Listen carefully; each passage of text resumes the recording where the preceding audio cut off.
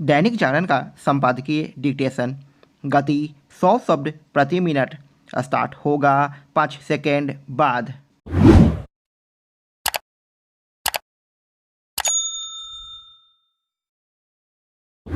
Start.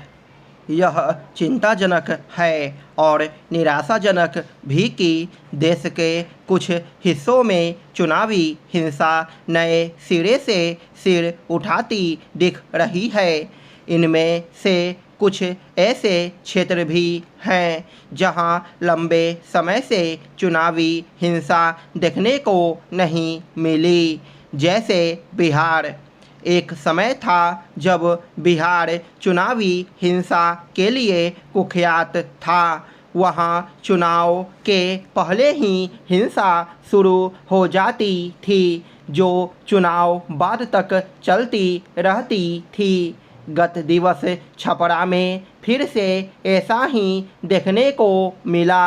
5वें चरण के मतदान वाले दिन छपरा में राजद प्रत्याशी रोहिणी आचार्य के एक मतदान केंद्र पर पहुंचने के बाद उनके और भाजपा समर्थकों के बीच जो विवाद हुआ, उसके चलते अगले दिन दोनों पक्षों में हिंसक झड़प हुई।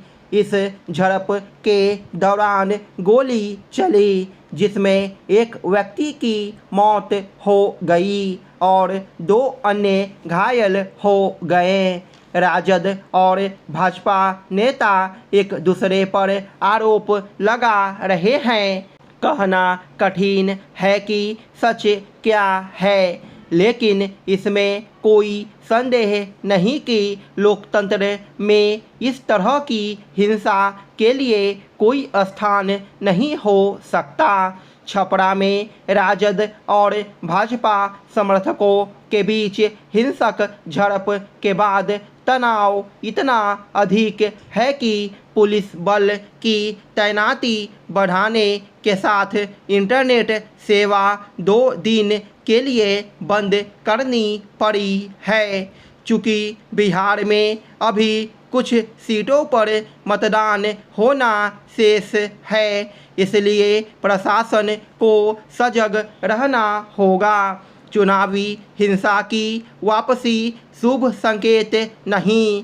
देश के अन्य राज्यों में भले ही चुनावी हिंसा पर लगाम लग गई हो, लेकिन बंगाल में पंचायत चुनावों से लेकर लोकसभा चुनावों तक हिंसा होती है।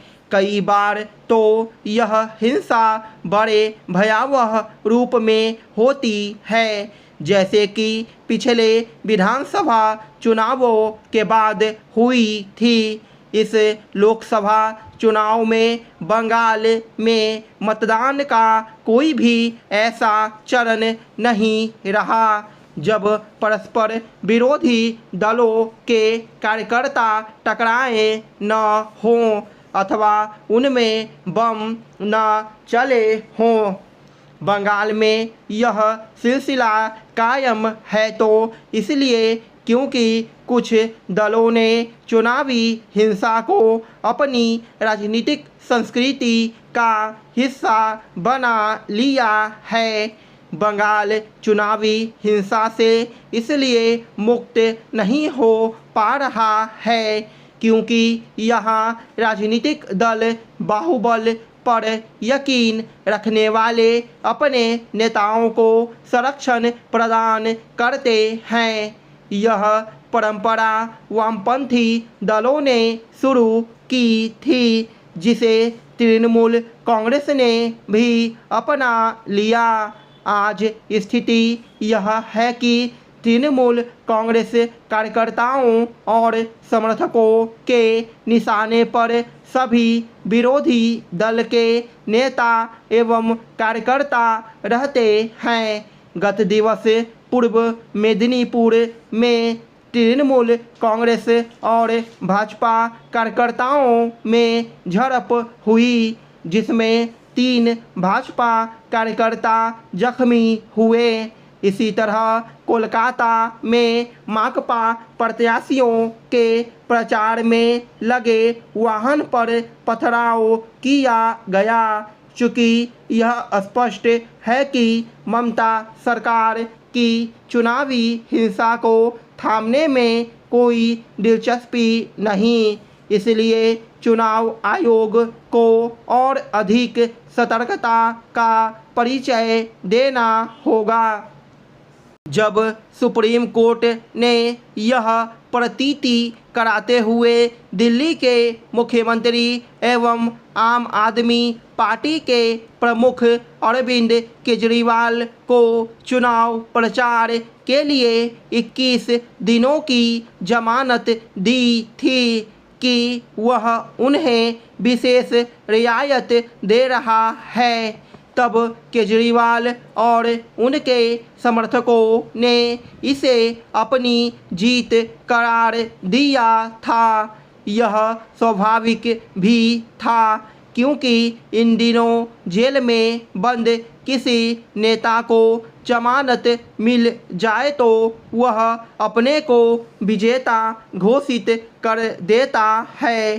केजरीवाल के जमानत पर बाहर आते ही उनके उसी सरकारी आवास पर उनकी पार्टी की राज्यसभा सदस्य स्वाति मालीवाल की पिटाई का मामला सामने आ गया, जिसकी साज सज्जा पर 45 करोड़ रुपए खर्च किए गए थे।